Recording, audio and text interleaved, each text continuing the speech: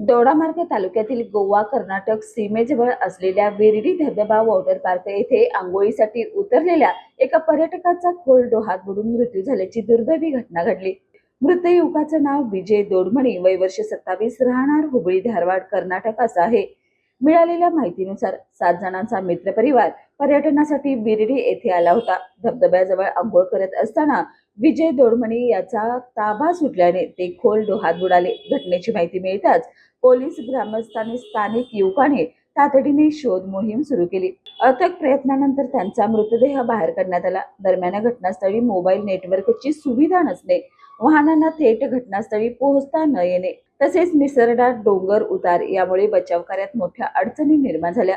मृतदेह पुढील वैद्यकीय व कायदेशीर कारवाईसाठी दोडामार्ग ग्रामीण रुग्णालयात हलवण्यात आलाय। विशेष म्हणजे याच ठिकाणी यापूर्वीही बुडून मृत्यूची घटना घडली होती। त्यामुळे विरडी धबधबा परिसरातील पर्यटकांच्या सुरक्षितेसाठी आवश्यक उपाययोजना, इशारा फलक, सुरक्षा रक्षक आणि धोकादायक भागावरील नियंत्रण याबाबत पुन्हा एकदा प्रश्नचिन्ह उपस्थित झाले।